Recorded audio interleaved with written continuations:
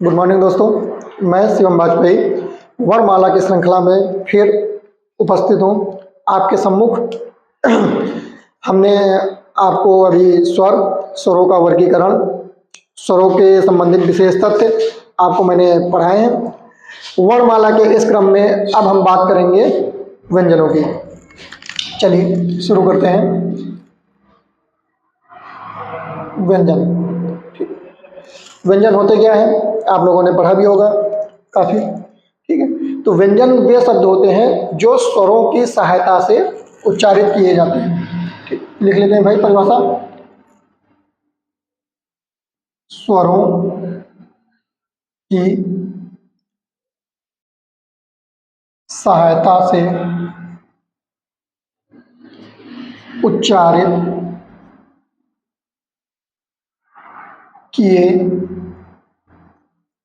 जाने वाले वर्ण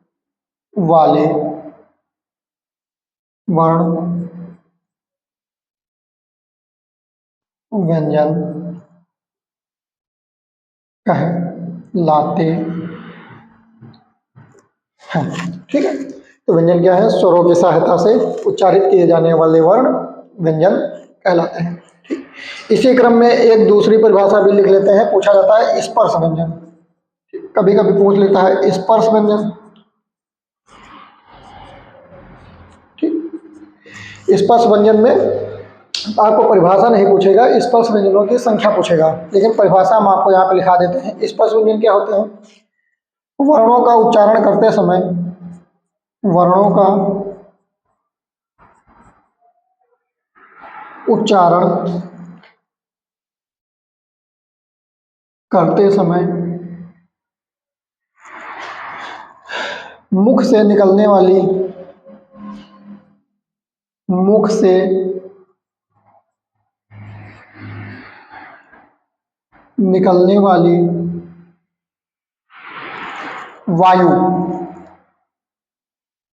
वायु को संस्कृत में प्राण भी कहते हैं।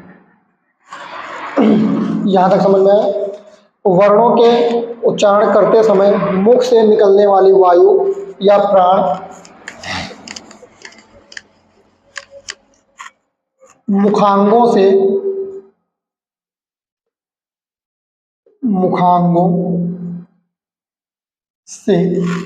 स्पर्श करते हुए निकले। स्पर्श का मतलब छूना। स्पर्श करते हुए निकले उन्हें स्पर्श व्यंजन कहते हैं।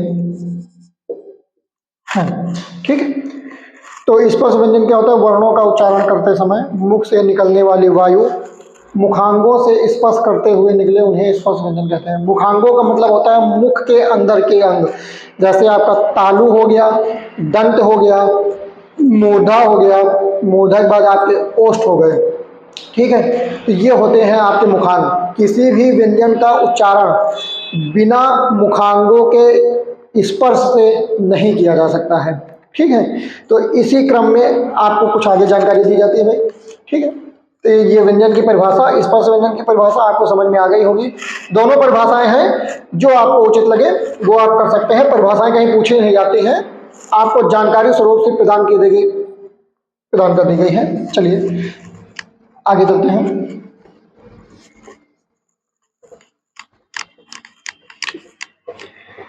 चलिए अब आते हैं व्यंजनों की संख्या पे। ठीक, तो हिंदी वर्णमाला में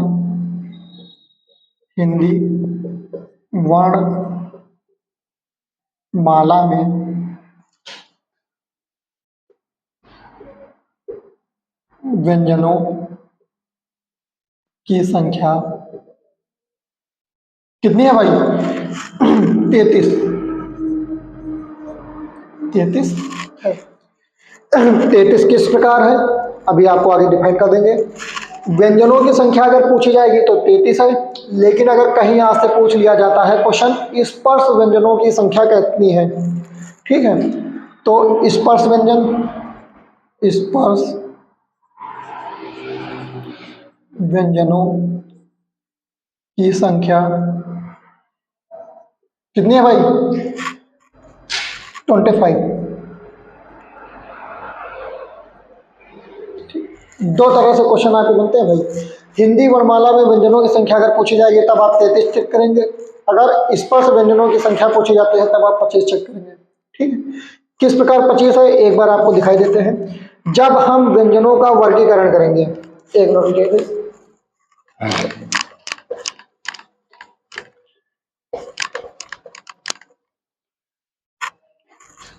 ऊपर एक हेडिंग डाल लेते हैं, व्यंजनों का वर्गीकरण।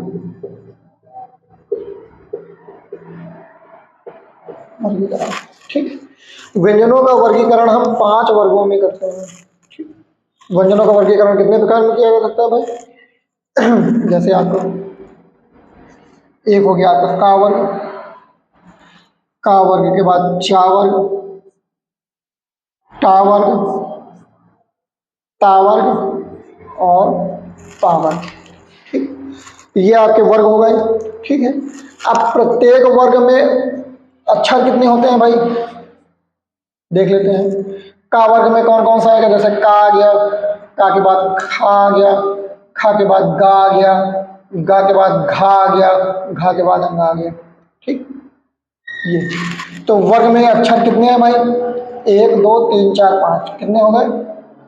5। इसी प्रकार चा वर्ग में देख ले, चा आ गया, छा आ गया, जा आ गया, झा आ गया और या आ गया, कितने हो गए? 5। ठीक, टा वर्ग में देख लेते हैं। इसी प्रकार आप देखेंगे प्रत्येक वर्ग में अक्षरों की संख्या कितनी होती है भाई? 5 होती है। वर्ग कितने हैं? 5। तो 5 का मल्टीप्लाई अगर हम 5 से करा देंगे तो हमारे पास कितना आएगा भाई? 25। और ये जो आपके वर्ग हैं, जैसे का वर्ग का हो गया उच्चारण स्थान कंठ होता है, चा वर्ग का उच्चारण स्थान तालु होता है, टा वर्ग का उच्चारण स्थान मूर्धा होता है, ता वर्ग का उच्चारण स्थान दंत होता है और पा वर्ग का उच्चारण स्थान आपका ओष्ठ होता है। यानी कि उच्चारण करते समय जो मुख की निकलने वाली हवा है वो किसी न किसी मुखांग से स्पर्श कर रही है। ठीक है, तो इनकी संख्या कितनी होगी? 25। 5 वर्ग, प्रत्येक वर्ग में 5 अक्षर, संख्या 25। आई होप ये चीज आपको समझ में आई होगी।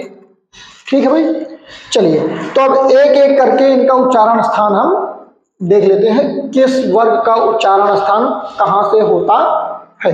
ठीक है, चलिए भाई चेक कर लेते हैं। यह आपको लिखा है, जैसे का वर्ग है, का वर्ग में अक्षरों की संख्या 5 है, आप लोगों ने देखा है। ठीक है, तो का वर्ग का उच्चारण स्थान, का वर्ग का उच्चारण स्थान भैया कहां से होगा? कंठ। कंठ का मतलब आपका गला।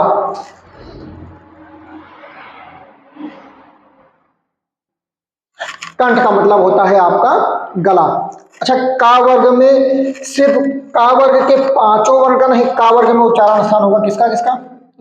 का होगा, खा का, गा, घा और अंगा। इसके साथ एक वर्ण और है जिसका उच्चारण स्थान कहां से होता है भाई? कंठ से। ब्रैकेट में लिख लेते हैं हा। ठीक है, हा वर्ग का उच्चारण स्थान भी कहां से होता है भाई? कंठ से। और हा वर्ग को कहते हैं काकल्य वर्ण। काकल्य वर्ण, यह क्वेश्चन आपका पूछा गया था फॉरेस्ट गार्ड के पेपर में। काकल्य वर्ण किसे कहते हैं? काकल मतलब जिन भी वर्णों का उच्चारण आपका कंठ से होगा उन्हें काकल्य वर्ण कहेंगे। चाहे आप ये ले लीजिए चाहे हा, तो उसमें ये सब ना दे करके हा दिया गया था। तो हा का उच्चारण स्थान कहां से होता है? कंठ से होता है, इसे काकल्य वर्ण भी कहते हैं। ये चीज क्लियर हो गई। चलिए दूसरा देख लेते हैं भाई, ये रेज कर देते हैं।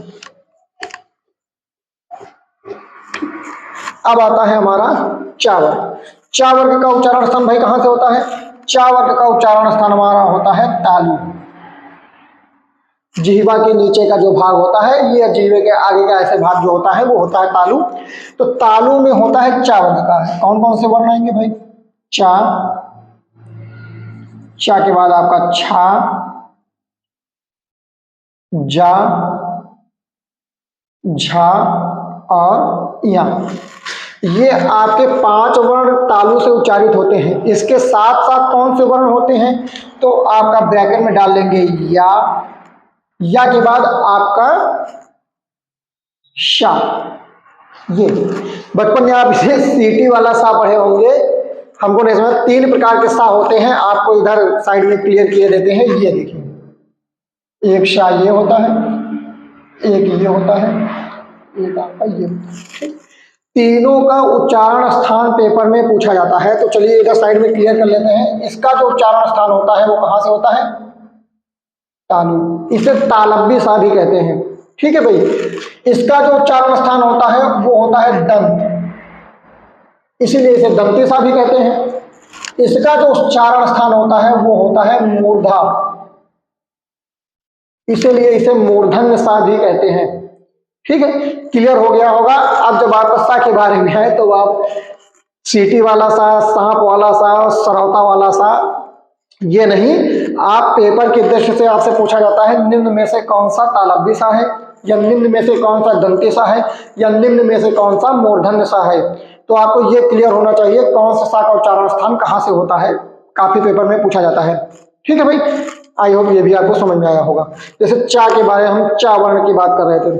चा वर्ग में आपके आते हैं वर्ण कौन कौन से? चा, छा, जा, झा, या। इसके साथ या और सा, इन दोनों शब्दों का उच्चारण स्थान कहां से होता है भाई?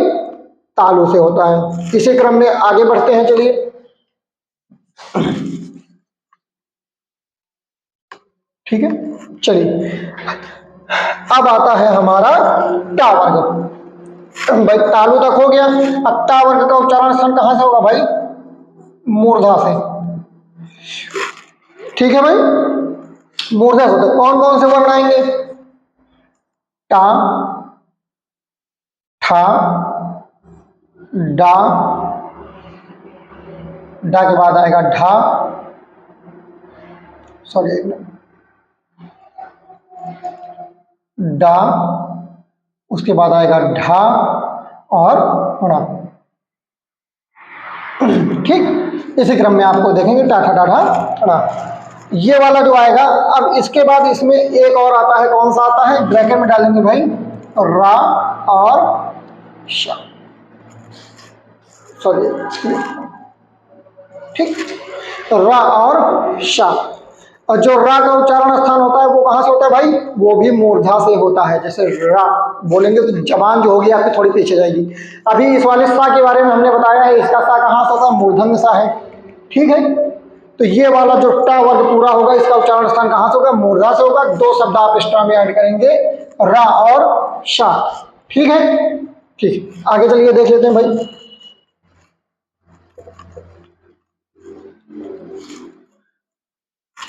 ठीक, अब आते हैं ता वर्ग में। ता वर्ग में कौन कौन सा आएगा? ता का उच्चारण कहां से होता है भाई? दंत से। दंत से होगा इसका उच्चारण। वर्ण कौन कौन से आएंगे? जैसे आएगा पहला ता,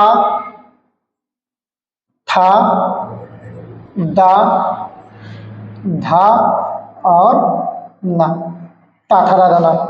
ठीक है, ये आपके 5 वर्ण जो है वो किसमें आएंगे? आपके ता वर्ग में आएंगे। इनका उच्चारण स्थान भी कहां से होगा? दंत। दंत का मतलब क्या? इनको उच्चारित करने में जो आपकी जबान होगी वो कहां टच करेगी भाई? वो आपके दांतों में टच करेगी। बोल के देख लीजिए, ता बोला, देखिए जबान दांत में, था बोला जबान दांत में, ऐसे टच करेगी। इसके साथ कौन कौन से वर्ण आ जाएंगे? ला और सा। ब्रैकेट में लिख लेते हैं ला और सा। ये जो 2 वर्ण है इनका भी उच्चारण स्थान कहां से होगा भाई? दांत से होगा। यानी कि इनको भी उच्चारित करते समय आपकी जो जिह्वा है वो कहां पे टच करेगी? दांत में टच करेगी।